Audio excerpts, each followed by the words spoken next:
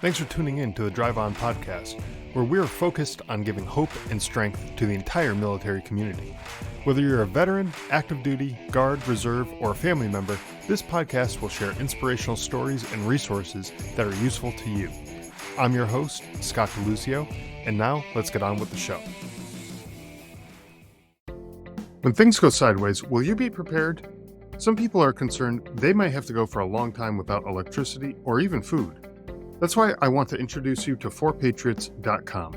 Get preparedness products you can use now, and that could save your life later. My favorite is 4Patriots' new solar generator, the Patriot Power Generator 2000X. It uses the endless free power of the sun to power lights, your TV, medical equipment, even run your fridge. Plus, it's expandable and comes with a free solar panel. Or pick up one of 4Patriots' best-selling survival food kits. Delicious tasting and designed to last for 25 years. They even have kits with real meat, and if the power's out, no worries. Just boil water over a fire, simmer, and serve. You'll enjoy a hot meal and stay safe in a crisis. More smart people than ever are finding 4Patriots. Over 2 million customers trust them, and you might have even seen them on TV. I had the folks at 4Patriots set up a special page for you at 4patriots.com/drive-on so that listeners of this podcast can see this week's discounts and deals before they go away. Go to 4patriots.com/drive-on, but hurry, these deals won't last long. Save more and get peace of mind now by going to 4patriots.com/drive-on. Hey everybody, welcome back to Drive On. I'm your host, Scott DeLuzio, and today my guest is James Gervasio. James is a Marine veteran whose personal journey took him through trials like combat, addiction, and trauma to a path of self-discovery and healing. And he's now working to help others navigate through their own situations to find peace. We'll get into that in just a minute here, but welcome to the show, James. I'm really glad to have you here. Thanks for having me. Happy to be here. Yeah, absolutely. So for the folks who maybe aren't familiar with you and your background, and I gave a little bit of a background on you, but can you tell us a little bit more about yourself and your journey, how you got to where you are today? So it's the condensed version. I'll give you the condensed version. The story is long. My parents divorced when I was really young.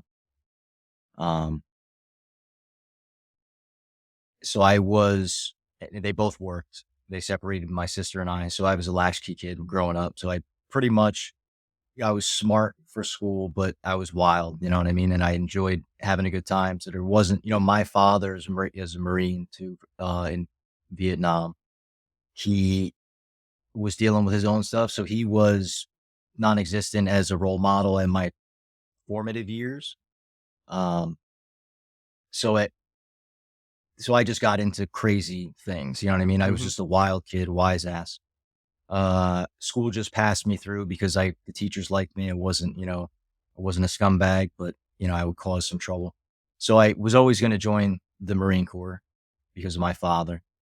And, they walked me at my graduation with no diploma because my GPA was so horrible. I mean, I was in summer school every year. So, I entered the Marine Corps on 2 waivers. I failed the P test to get in for marijuana. And this is in 99. So I joined in 99 right out of high school. So in July, I turned 19 in boot camp, and they actually sent my diploma to me in boot camp too, after I had taken a summer course, and they sent me the diploma. And that was fun receiving that in public, Right. I'm sure the drill instructors did not make it easy for you when. No, so what's funny is I remember getting it, but I don't remember anything else. So it must have been fun. It was either absolutely nothing or it was so traumatizing that you completely forgot it. Right. I almost feel like they brought me into this shack and did it in there because I was really this was my energy now as a gifted child, focused by the Marine Corps. And I excelled in every way possible. I was just Lou Diamond, man. I was built for this, Yeah. And, I grew up with it, I was staring at the emblem on my wall as a baby. And now I'm in it and I'm taking it seriously because this is my father was shot 9 times, man. Like I spent most of my high school time in class reading novels about combat in Vietnam. Like I lived this, like in the tumultuous kind of environment of my upbringing with my parents doing the best they could. Yeah. And me being a sensitive kid, I was toughened to the point where I'm pretty sure that I was one of, like I was toughened to the point where I was able to handle the Marine Corps as something positive. Mhm. Right. So like all of these things that had gone against me as a child were now my biggest assets. Right. Um, we trained for 2 years until September 11th happened. So then I was a corporal at the time. I picked up corporal less than 2 years. Um, September 11th happened. We were in the field at Bragg on a field exercise. I was in an artillery unit, so I was a fire direction control for an artillery battery, Charlie Battery, First Battalion, 10th Marines. And so when we were in the field when September 11th happened, so we didn't see this live. My buddy was listening to the radio and we were all just laying outside the trucks. This is in this is 2001. So like, there's very little electronic, like distractions around. It's just us laying around smoking cigarettes with transistor radios. Right. So he's like, "Oh man, a plane hit the World Trade Center." And I'm like, "Oh, that sucks." It had happened before. So it wasn't, I'm from Northern New Jersey, right outside of Manhattan. So it was like, "Oh, well, too bad." 20 minutes later, he's like, another one hit and they're saying it's a terrorist attack. And now you could look down the line of vehicles and see everybody gathered, clustered around the radios in the trucks, listening to this happening. Maybe like 11 a.m., noon. And we were staged in a field getting ready to go back to Lejeune where I was stationed. And people were driving by honking the horn. They thought we were staging to go to war. So they were all ready. We knew we were going and it was only a matter of time. So I went home for Christmas that year and I got back and we left in January to go to Afghanistan.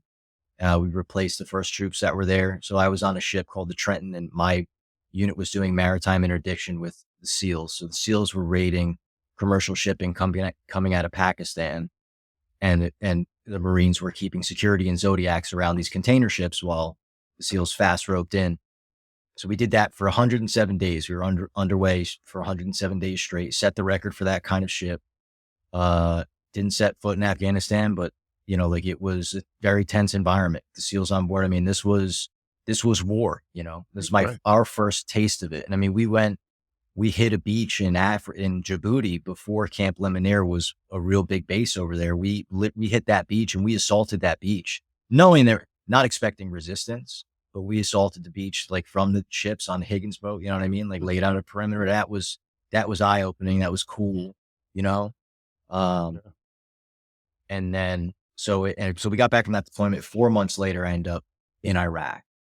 And I'm a sergeant at this point. I picked up sergeant meritoriously in 2 years, 8 months. And when we had done a Bridgeport summer rock, package, which is like a mountain warfare school at the Mountain Warfare School in Bridgeport, California. We had been training for 3 years. I mean, we couldn't have been more prepared for war than we were. The unit was tight. We had a lot of core guys that stayed for 2, 3, were together for 2 or 3 years and all these significant field ops. So we had some shit hot NCOs.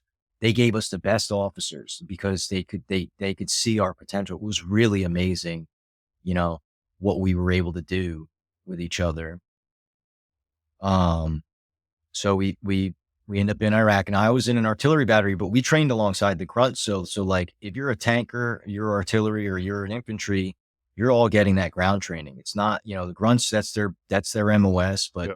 you'd be like, I pounded ground, man. I was a squad leader. You know what I mean? Like I've got miles on these feet, just like grunts do. So the training that you get is very similar. Now, it's not the same. You know what I'm saying? Sure. I'm not a grunt by trade, right? I've done the work.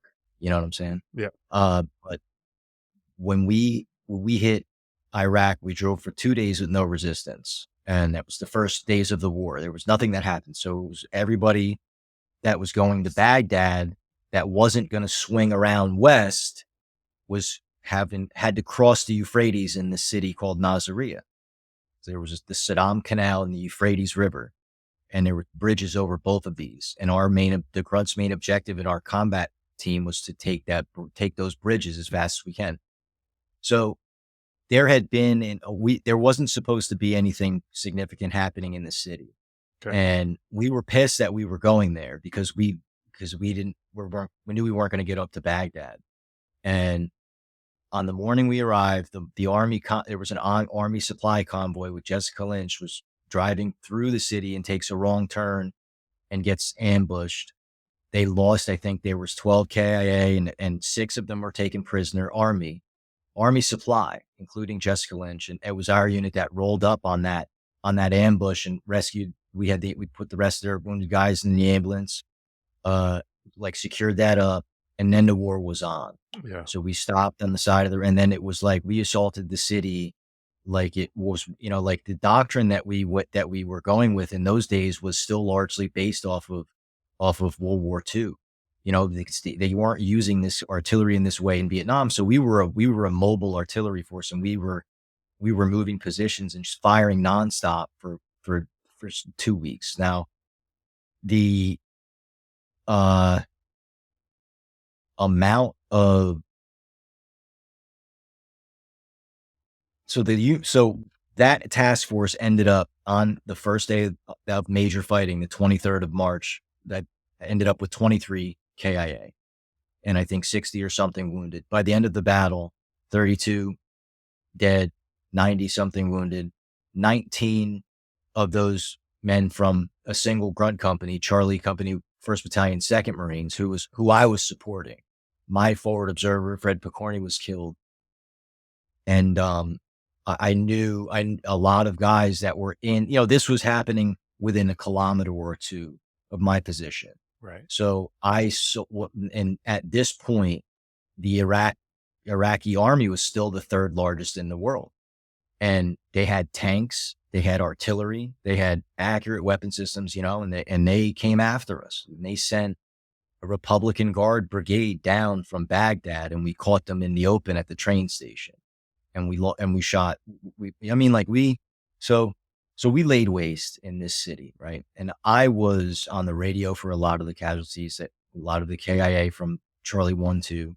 And I wasn't supposed to be monitoring this radio, but I was doing it because I could pull grids from that radio, and I was feeding them to another guy who had the range already calculated by the time we received the mission from battalion, or fire mission from battalion. We already knew. I had all this data ginned up, and we had rounds out in seconds. Right. In seconds. And I was good, very good at that job. So I could lay artillery in anywhere you wanted, on the top of a Humvee. We were very good. And time is critical in situations like that, right? Absolutely critical. So now, in my job as a command communicator, there's 5 or 6 guys in my squad that are all pulling up a separate piece of information from whatever their specialty is. There's a guy on a chart. There's a guy with a slide rule calculating elevation.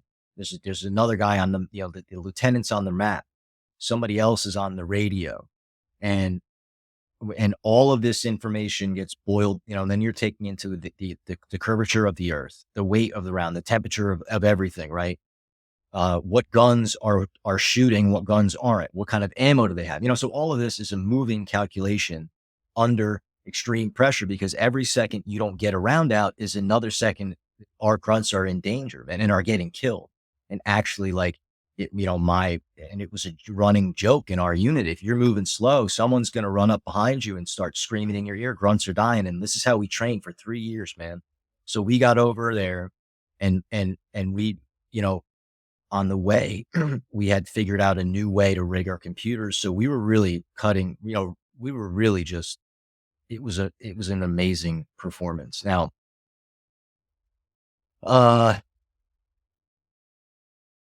fast forward, I got out of major combat a couple months after that, and I was in college and working full time for a plumber within 3 months.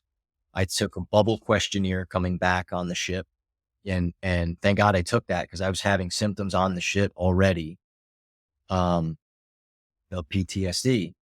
And I never exited the military. Basically, I was a civilian, but I was on autopilot. I didn't think once about the moral implications of what we did over there. There was no processing of what happened. Yeah. You know, I had been involved in some significant incidents, you know what I'm saying? Myself and other guys who are now no longer with us, like the guy, uh, and I ended up, so I get through college with honors, graduate with 2 degrees.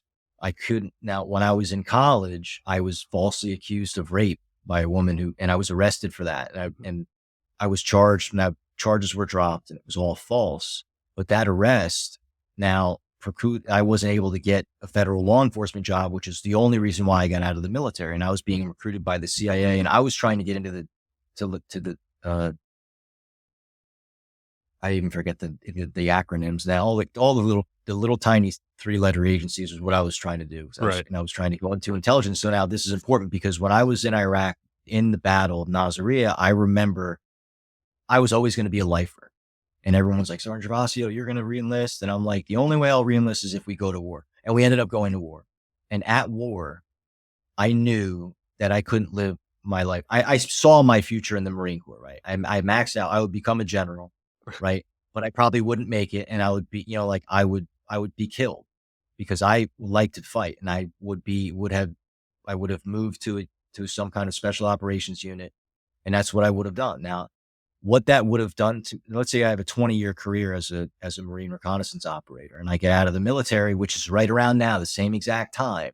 And what skills do I now have to offer the world? Now I have some, I can have some violence and I'm a soldier. I'm a Marine, right? But then the issue becomes who's right and who do I fight for? That's Because right. what happened subsequent to us going over there, ripped me apart. I'm sorry. No, no, that's okay. I was just thinking that, you know, in war there's us and there's them, right? But Right. um So, a buddy, the first time I heard the word Haji, which is a derogatory term, in my mind, somebody had come up to me and said it to me, and I didn't know where he heard it because we were isolated up in the field. Like, I didn't know, we had never used that before to describe anyone. And I had thought in my mind, thinking about what we used to call the enemy in Vietnam, yeah. and like wondering what to call them. And someone came up and used the word Haji. My instant reaction was, listen, we're not going to talk. We're not using those kind of words. We're not going to dehumanize these people. So these guys are out here fighting for what they believe, just like us. You know what I mean? Now, at the time, I still, like I know what we were fighting for, right? Now, there's no one else that's ever going to be able to tell me why I did this. Yeah. Okay. And my intent matters for my future. Um, So in the situation, right? We have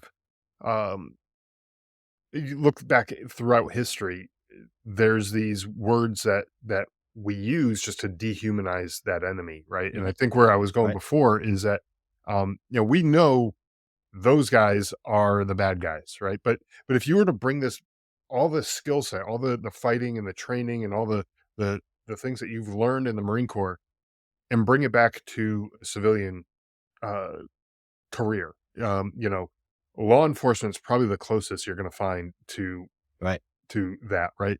Where the line is kind of blurred between who's good and who's bad, and because in It's a this moving target constantly. exactly. This is why this is a spiritual part of it. You know what I mean? There you go, So, yeah. And like, so good is not absolute. It's relative. it is It's relative, and relative. relative I to the like to say it's situation too, because right. somebody could be good up until they're not, right? Absolutely. And it's real. Right. So, I mean, I say good is halfway in between right and wrong, Yeah, you know? yeah. Like and that, because you know what, like we did horrible things at war. Like, and I liked it at the time. This is what my purpose on earth was to, cause massive damage and kill, in large quantities. Mhm. And I did that with, and it's not in cold blood, but I did it because wanted to do my job for my country. Right. Right. And, and then I got out and I was having trouble and nobody cared. And like, I was disappointed. I was constantly being disappointed with the lack of loyalty I felt from the government, from the VA, from the military, you know what I mean? And it broke my heart to the point where I couldn't function as a man because I was so hurt by the system that I had poured so much into, Hmm. you know what I mean? Yeah. That and like, I, and I, like when I started sorting through the moral implications of what happened, and I don't want to make this like a crying session, but like, uh, like we did horrible things, man. And and turns out that the reasoning behind it might not have been exactly what we were led to believe. And Sure. that hurt, Yeah. and because I was the cause, we laid waste to that city with the civilian population in place. Yeah. That's right. Like, and like they kept the civilians in there, the Fedayeen, and made the men go out and fight because, uh, I don't know why. I don't know why. That's what they That's did. The Fedayeen were holding women and children until the third or fourth day. And they let them out. They all streamed out of the city on foot. right. We had already been, and we didn't even realize they were in there. We didn't see them. They were Sure. all just hiding. So how did you overcome this when you got back? You're not getting the support that you were hoping for, um, from the VA or from the government in general. What what did you do to kind of change that mindset in your own head? So remember, the way I grew up, I didn't have the kind of guidance and like, I wasn't taught how to deal with any emotions because my family, I come from a very conservative Italian family, sixth generation Americans, and like they're upstanding citizens, Right. you know. Um, they're the way that we dealt with our emotions as I was a kid, so now I have all this stuff and I'm smart and I'm dangerous, right? And I don't know. So I felt, and I was drinking, I used drugs, and I got hooked on the pills that the VA gave me, all of that. And I, inside the entire time, was like this like raging, like, like, like a dark cloud, but not anger, but like just disgust.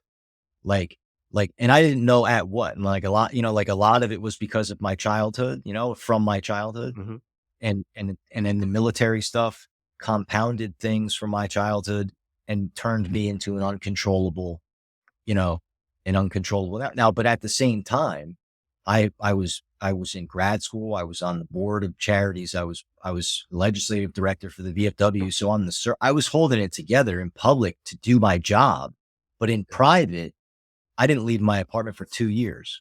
On, So at the end of 2 years, yeah, on paper, everything seemed like it was going great, right? And it but was then just right. So, like, inside, it's not. because the paper was going great, that's all I want to care about, you Yeah, know? yeah, that's right. And when you go to try to get help, and it's like, well, you got all these things going for you. Like, what's the problem? Absolutely. And Yes. so, but there is a problem, and it's not being addressed. And that's, I guess, that's the problem. Is it isn't being So, it's just the addressed. way that we're addressing it, Yeah, it's the way that we're addressing it. And so as a result of me not having learned this stuff growing up, I had to learn if I was gonna survive, I had to figure life out on the fly yeah, alone, because people, like you said, they thought I was just an asshole. They didn't understand why I wouldn't do certain things yeah, so it's, so a lot of people turned their back because they didn't know how to handle me as a Marine and a hero in their eyes and a leader. And when the leader is faltering, if you're not another leader, like, you don't know, what do you do? You know what I mean? Like, doesn't that make you feel, does it make, so I was not doing well. Now, it got to the point where I put myself in the hospital in 2016. I submitted to the VA, and like, it's a longer story, but sure, I had met a guy that I served with who convinced me to go. And I was in horrible shape, hadn't left my apartment, on pills. Um, so he set it up. So I got into the best PTSD program in the country, Coatesville, Pennsylvania. It's a VA run program, residential program, 4 months. And they went back about a year later for another 30 days. So it's that saved my life. That stabilized me. That was in 2016. Now, I, around the same time, began having this awakening and noticing things about the world that weren't really what they were, what I was told they were. And so that started a long process of kind of seeking, and then, like you go these, you start noticing this stuff, right? Um, which led me, because I was still having a rough time, and I'm really like, and I didn't have an emotional support network because my father, unfortunately, I love him, you know what I mean? But he's dealing with his own stuff, and he just didn't have the wherewithal. And the only reason why I know that is because because I felt the same way, Mm, you know, like I know exactly how he felt growing up, and I don't hold anything against him. This is just how it is. sure. So so it always was pushing me towards spirituality. And as time has gone on, I had a Kundalini awakening in 2020, or 2021. And then I had another awakening experience about 2 years later, which is about 10 months ago now, where I was kind of, uh, kind of gifted this understanding of our internal makeup and how our energetic emotions contributes to the world at large, right? So what I had to do to get better was to manage the thoughts that I needed to learn what was going on in my head, and then I needed to learn how to maneuver while this was happening. Sure. The ancient traditions that I looked into, and the only real answers that I found were these ancient spiritual traditions, and because they knew how to do this back then. And it's a lot of this is carved in stone, and it's mental alchemy and balancing energy. You know what I mean?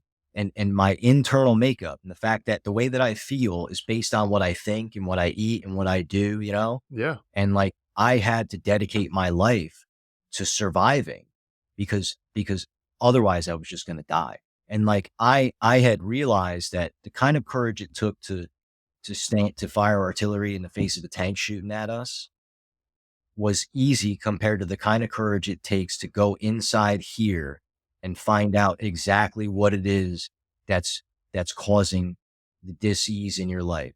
You Right. know what I mean? And And sometimes because those that was harder.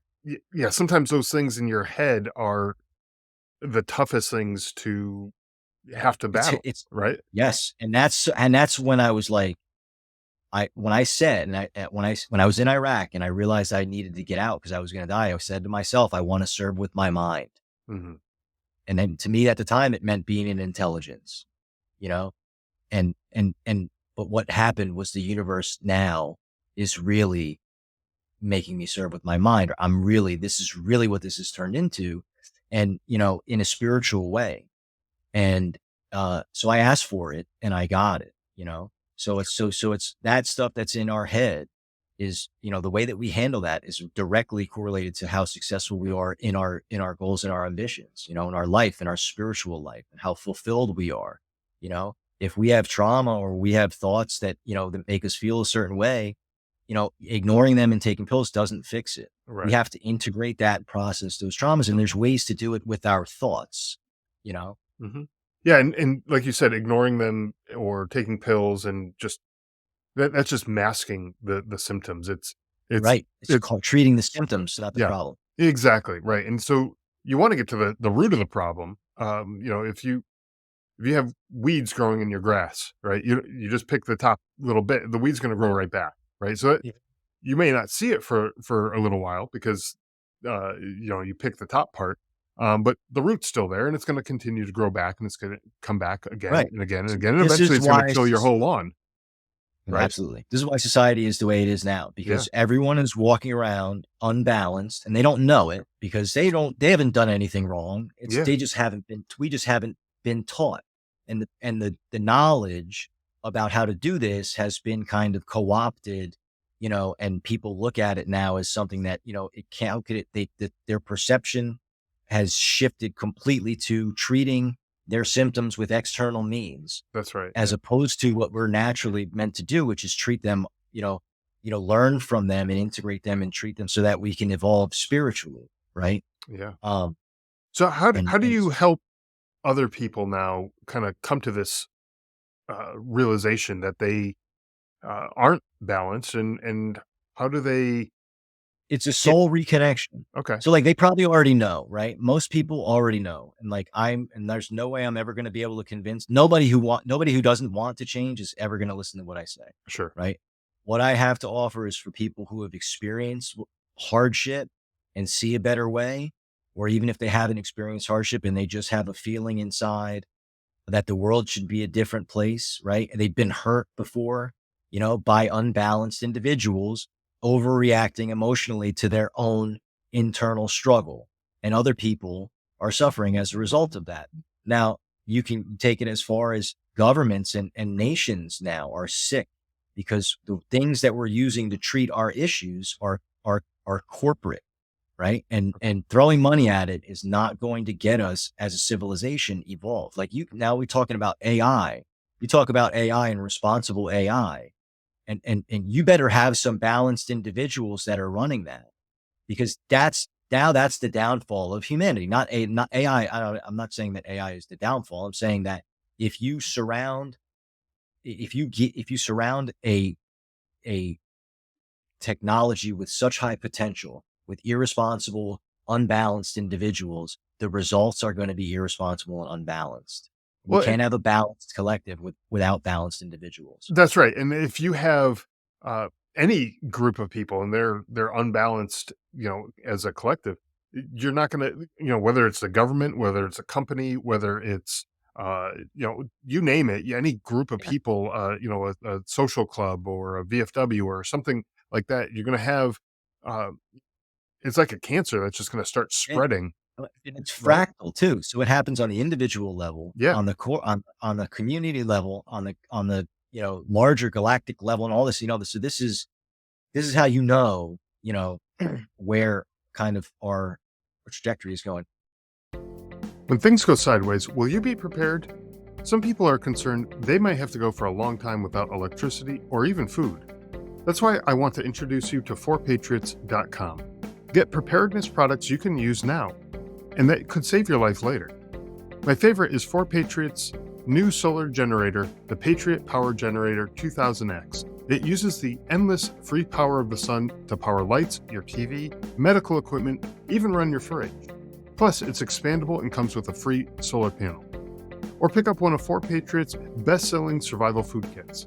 Delicious tasting and designed to last for 25 years. They even have kits with real meat, and if the power's out, no worries. Just boil water over a fire, simmer, and serve.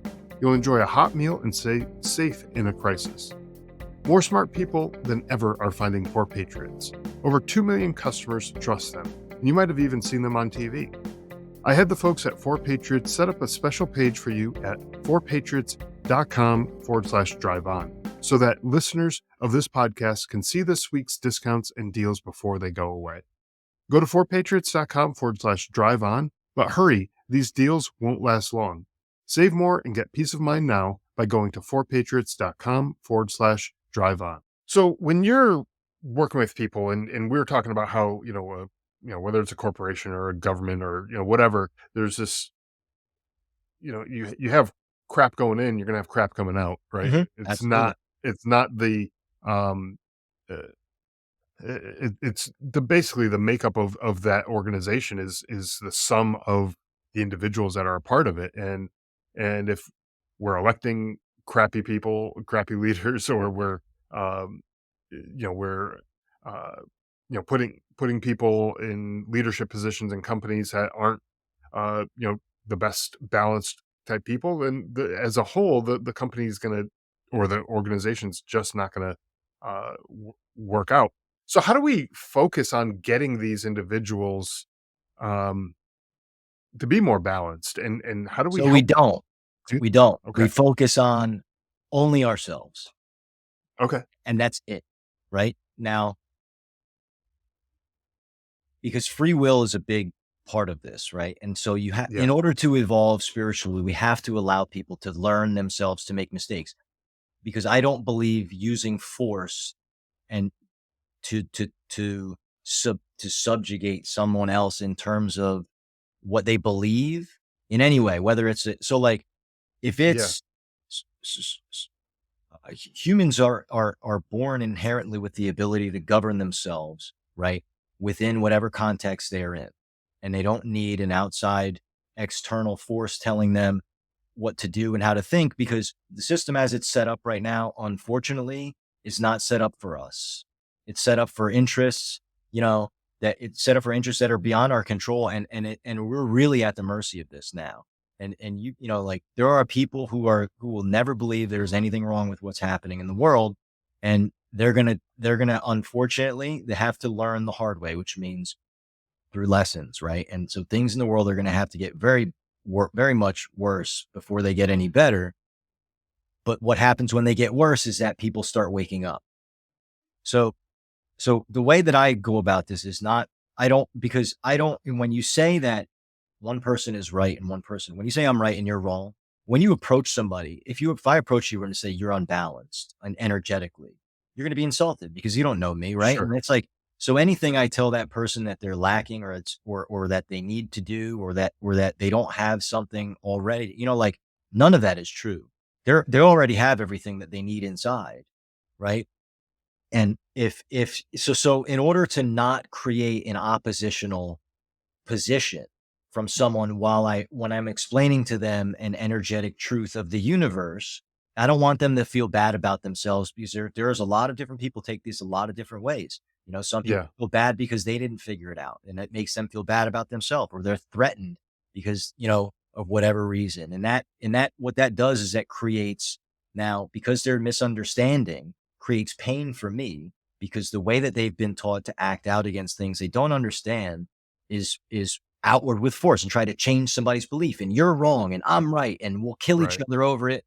And you know what? The one thing we haven't done in history to solve these problems is not fight. And if you put everybody in a room, no one's going to fight unless somebody's in Right. there egging people on. And now, Yeah. granted, running debate with me. Now, I've had, you know, my views on defense of what is right, quote unquote, have evolved over time, right? And I'm still, the jury is out with me as to whether or not force is a necessary part of our existence as humans, right? But, like, I think we can't get out of this where we're at without these things working themselves through society. So you can't just make a law and stop everything that's bad, because there's Right. to be someone that's getting hurt on the other end of that. And the object is not to hurt anybody else, because if we're all looking at ourselves, and with the goal of treating our internal strife so that it doesn't bleed out and affect other or people and hurt other people, then everybody does what they feel like doing inside their soul's mission or their soul's journey, and you get to choose what that is. And I think the earth provides us with the people that it needs, right? So if there's a society that's living on the planet, civilization, and it needs an artist is going to be born. Okay. If it needs a leader is going to be born. If it needs a warrior is going to be born. Right. Right. And so we don't have to train ourselves, like, ADD is the perfect set of skills to have on the battlefield. Okay. This is not this is not a, a disease. We just have misclassified these people, and we're trying to get them to do something they're not meant to do. And they know they're Sure. not meant to do it. And so they walk around. So we have to, I have to get up in the morning and go do work for somebody else so that I can drink water and eat food. I mean, I take part in the system, right? So I'm only complaining to a certain extent, but how ridiculous is that? Like, Right. like, who, if we're all the same, why is it that I'm paying somebody else for my basic survival? And that's a system that, so by treating ourselves, we lessen the number of people who believe that kind of system is in everyone's best interest, which is clearly not, right? And everyone kind of adjusts to the same page. And then, with their eyes on each other, we move into the future, you know? Yeah, and I think that just the way that you kind of phrased it is that if we if we see people, kind of moving in that direction, towards kind of figuring these things out. It's like, okay, well, what did they do? And I want to be like that. And it's almost like That's the you know, example. So yes, yeah, yes, it's you're it's almost like absolutely right. a kid who's they're watching their favorite baseball player, whatever, pick a sport, whatever it is, and they're like, I'm gonna swing the bat like that guy. I'm gonna throw like that guy. I'm gonna be that guy. In their head, that's what they're working toward. No, they may never get to that level where they're playing in the major leagues and they're at that level, but they're working towards it, and they're working on getting better towards whatever that goal is. And if you see somebody walking around and they got their shit together, it's like, well, okay, I want to be like that guy. Right, And we're gonna right. we're gonna work towards that. But if that guy came to you, that same exact guy, and was like, hey, why don't you have your shit together? I got mine together. Why don't you? You're You're like, gonna "Oh, be well, like, fuck you, you hold up. jerk." Like, right, Yeah, why are you back I thought off. you were nice, You and then know, being a like jerk. Like, right, my my shit's good enough. Like, right. leave me And that alone, right? causes But isolation, right? And now you have 2 yeah, people right. on 2 opposite sides of the fence that are misunderstanding what Yeah. should be happening between them, right? And then what happens Yeah, after? and I think the best way to go about doing that is just living the example that you wanna set for Yes. those other people, right? Try get yourself right. Like you said, get yourself right and move in that right direction. People see Um, that, man, like and my and family. yeah, yeah, and people will notice that, going forward, right? That's our biggest gift. That's the most power we have is the example we set, right? Mhm, So, mhm. um, because even the people are gonna hurt you. People are gonna hurt you for being you because Yeah, it insults them because they know that they have a them, and the world doesn't see the value in that they see in themselves. So there's a lot of people that are walking around miserable with their head hanging low because to that gifted people, God's children, right? Who will die because they're too afraid to share those gifts because the world has beaten it out of them, right? yeah.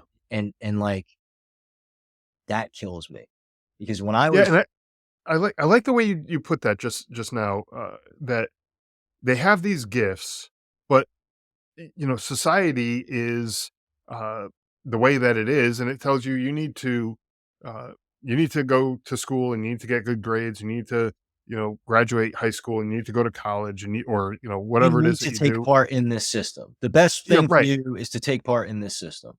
But that may not be the best thing for you. You may have other skills that who cares about like an artist, for example, a painter. They don't need to know chemistry and biology and all the sciences and Right, all these other things, right? They need to know how to paint, and that's what they're great at, and they may be the next great artist of the world, and the next famous artist like a Michelangelo or what right. Anyone, whoever, you name it, right? Uh, but them spending time in school learning about the things that don't really matter to them, um, it's taking away from what they should be right? doing, like It's what taking their away from purpose the is, what their world. gift is. Right. Yes, and they're depressed because of it, because then Yeah. the world is telling them that why are they depressed? Take this pill. Take this Yeah. pill. Why are you depressed? Because you don't like to do what they want you to do.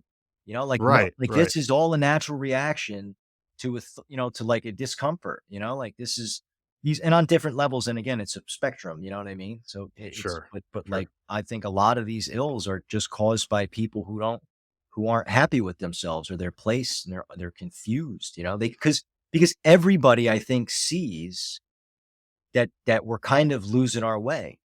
Like Mhm. most people will have this conversation with and are like, yeah, like, they care. People care.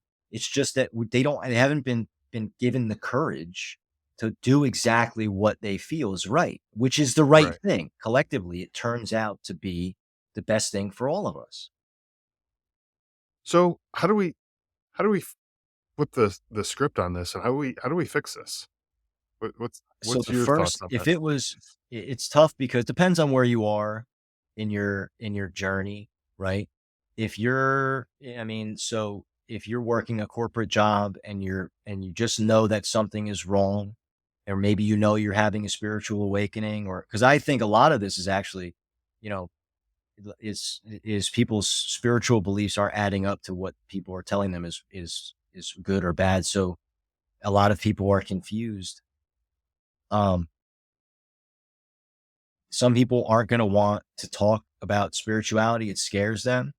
I mean, because it's the system has made it very easy, like, and you think about it, all of this fear-based beliefs that that have been propagated over the last thousands of years, which were all necessary in and of their own. Yeah, no, so I guess the question is, how do we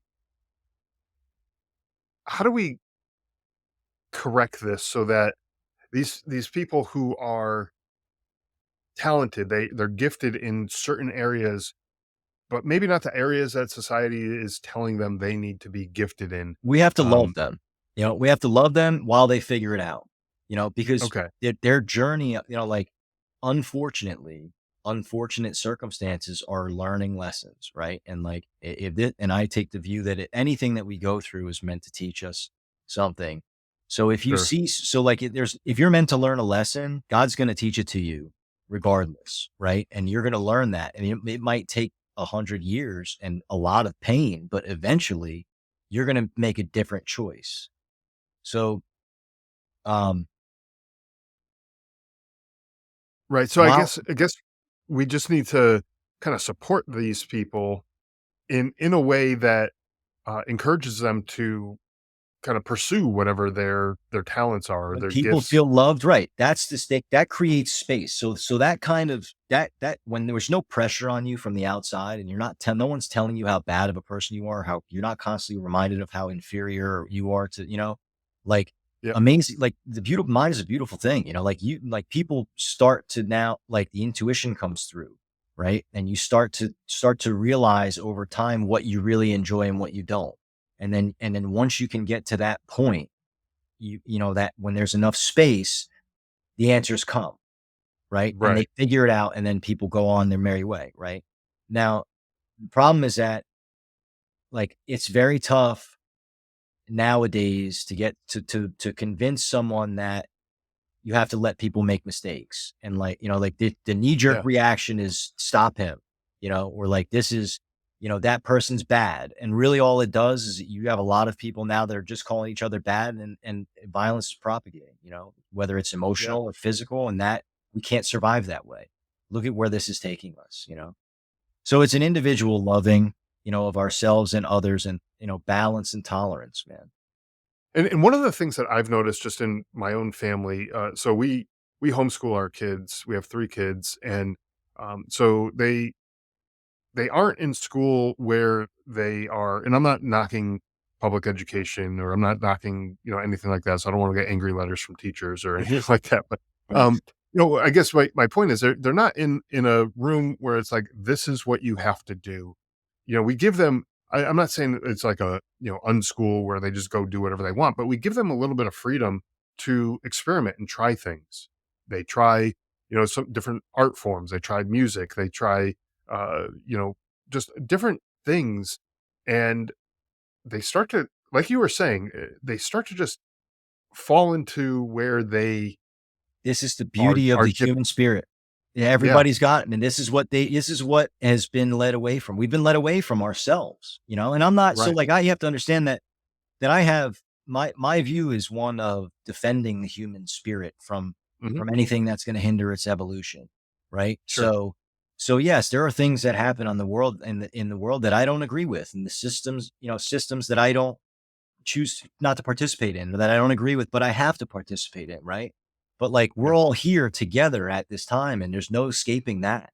You know what I mean? And when that's the only thing that we have, is what's in between us. And we choose that on a moment to moment basis. And the problem is that when cultural norms are steering us collectively away from our individual gnosis, our knowing that we have with you know what I mean? Yeah. Then that we it knocks us out of alignment. And then when we react to that, now you're just getting a back and forth of kind of we're getting shuffled back and forth in the hallway. It's almost like a conflict, like a war, where you have that one side that's pulling you one way and one side That's that's pulling you another way, and that's then so both of them think that they're right, but then there's that, conflict, and But really there that's is no right, right. So yeah, it's like, and this is polarity. This is balance. It's not, you don't, you accept the bad in you. You don't deny it and try to be good. You be yourself, because Hmm. God wants you to know his God can't know you individually unless you show him who you are, right? Right. This is why, like, so this is don't get too caught up in the technical aspect of what I just said, right? But I think you Sure. get the point. Uh, like, our individuality is our strongest asset. And what happens energetically and spiritually when people are true to themselves in a group is something that we've forgotten how significant it is. We got to relearn this. This is how we survive. This is how we love each other, and thrive, and everybody's happy. That's right. Yeah. Well, this has been pretty eye-opening, just kinda just hearing your perspective and just thinking about that inner balance and the the pull between what society's telling you and what, you're telling yourself, and it's like, "Well, I can't do that because society's telling me something else." It Right. just to me, it's kinda eye-opening, but, I know there's probably gonna be some people out there who this message kinda resonates with, and they are gonna be interested in kinda learning more about how do I figure this stuff out? And you offer some coaching and or mentoring or whatever to help people along this journey. Could you tell people about that and how they can get in touch with you and how they can get started on that? Yeah, sure. So I was I have my life is spiritual. Like, so I have come to the point now where I my life is dedicated to my spirituality. Sure. And I've, there are things that people are not going to understand, or that they're going to disagree with. But I want just what the point of it all is, um, if you feel like something is wrong, or maybe you've always felt this way, maybe you have secret talents that you're afraid to tell someone, or maybe you're psychic, or something like Yeah. this. You can move things with your mind. However you're doing this in your head, right? If you have a gift and you've been afraid to let anyone know, if the world has beat you down to a place and you just don't understand why God is doing what he's doing to you, or you would or you're just seeking, Yep. uh I have newearthleadershipacademy.com. So there's going to be some courses up there which are going to be focused on reconnecting with our individual souls, right? And within that framework, there's an emotional balancing class. There's a hyper perspective integration, which is a technique that I developed to help people manage their emotions in the moment. Um, because it's one thing to talk about energy and managing our emotions, and it's another to practice it in real time. Yeah, and the reason why is because it hurts to fail, and most of us are going to fail before we succeed multiple times. This is work, right? So if there's people that are going to understand what I mean, and if you're ready, if you've had enough and you're just sick of it and you don't want to feel any more pain, Mhm. go to newearthleadershipacademy.com, enter your email address. I'll reach out to you, and we'll get started. I can help reconnect you with your soul, right? So that's going to be Awesome. finding the most authentic version of yourself, and then and living it as best you can in your present circumstances, right? You don't have to quit your job and move to Bali. Okay. You don't have to start meditating for an hour every day. Okay. You don't even have to start meditating at all. You're going to want to, but what I'm going to do is I'm going to teach you how to be happy where you are, and use that happiness to build your character up so you can go and get what you want. And that's all starts internally with your emotions, right? And newearthleadershipacademy.com. If you feel like this, odds are you're a leader, and you're looking at the world and you're noticing that something is wrong. And I'm going to train you how to help people realize this themselves. And we're all going to do this together, you know? Right. And that's great. And for the listeners, the link to the website will be in the show notes, so you can check that out there.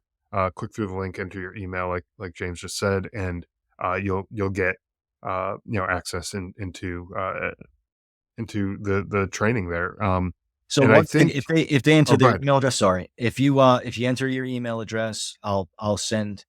There's a list of social media profiles, and I have the coursework is ongoing. I don't have the courses up yet, right? But I want Okay, to be able to give people a place to go while because there's a lot of moving parts here. So sure. yeah, Sure. So this is just a place to go where uh, you can get the type of help to get you back in that balance. Between that struggle of what you should be doing and what you think you should be doing, and everything that just keeps pulling you in all these different directions. So again, link will be in the show notes, and um, we can get you guys connected, and you'll take it from there, right? So, so I mean, I'm um, hoping so it's not and the reason this is a really depends what the reasons people come to me are vastly different, right? So I sure. don't want to say, if you're having a spiritual awakening, come to me. If you know something's wrong and you want to change, come to me. A lot of times, Mhm. what I have to offer is what people are looking for. Excellent. And like anything, maybe it's for you, maybe it's not for you. Maybe you'll discover that's not really the problem. Maybe you are in balance and there's something else going on, and you just have, but you'll look at it, and you'll be able to identify that, hopefully relatively quickly. But my guess is that most people, when they reach out to you, they're gonna probably discover that, yeah, that is the thing that's kind of been wrong It's in my it's hard life. for me to remove spirituality from this because it all comes back to that. Now, Yeah. what the practical things what they'll learn is mental alchemy, which is literally we're gonna learn how to change your thoughts. Joe Dispenza style. Okay. Okay. Uh, that's and you're learning mental energy work, which is individual balance. It's there's a few different Awesome. techniques and exercises. Yeah.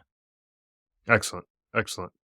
Well, I want to take a minute here to do a little segment that I call "Is It Service Connected?" It's a little way to end the episode with a little bit of humor. Um, for anyone not familiar with it, "Is It Service Connected?" is sort of like America's Funniest Home Videos, military edition. Take a look at a video of a service member doing something stupid, and we try to predict whether or not whatever happened in the video would qualify for some sort of VA disability, service connected disability down the line. um, just a way to lighten the mood, give a little laughter when when some of the episodes can be a little heavy. So with that, I'm going to um, share this video here with you guys. Um, right now, for the audio only listeners, I'm going to try to describe it. Looks like uh, looks like a soldier trying to It's a do rope suspend. It's a rope the rope. suspended. Yeah, it's a rope suspended. It's a rope bridge. And I know this is funny. I haven't seen the video, but I know what he's doing. Yeah, he's trying to get across some sort of obstacle, maybe a river or something like that. I'm not sure exactly what it is, but let's give it a play and we'll see how he does. I'm guessing because we're putting this up here, it doesn't go very well for him, but let's take a look. Oh, he's struggling. Someone's trying to help him get across. Oh, he reached out. Oh my gosh. He reached out to try to grab the other guy's hand, and in doing so, he lost his grip and he landed like right down in the mud. That was down below. I don't know how deep that mud actually was. It looked like he was Probably pretty well 6. covered. Yeah, oh, yeah, he's Uh, in it. yeah, he was definitely covered. That I don't know if that was high enough for any sort of injury, but I don't know. Like there might have been some rocks or something underneath that he may have landed He on. He might. I'm sure everyone was laughing at him. He might have scraped his knee. Yeah, Depends exactly. on I what mean, branch. Maybe he depends on what branch he's in too, but that's true. That's true. If this was like an Air Force situation, yeah, 100%, he's got 100% disability. Um, you know, oh, yeah, Marines, he's just getting laughed at, and his ego is going to be bruised a little bit. But, that's funny, man. so, anyways, well, thank you for partaking in this little segment, little way to end the episode with some humor and kind of laugh a little bit. I'm sure he turned out just fine. So, anyways, thank you again for taking the time to join us. I really do appreciate everything that you had to offer, and everything that we talked about today. I'm sure is going to be helpful to the listeners as well. So, thank you. Thank you, Scott. Thanks for having me. Really great experience. Thanks for listening to the Drive On podcast. If you want to support the show, please check out Scott's book, Surviving Son, on Amazon. All of the sales from that book go directly back into this podcast and work to help veterans in need. You can also follow the Drive On podcast on Instagram, Facebook, Twitter, LinkedIn, YouTube, and wherever you listen to podcasts.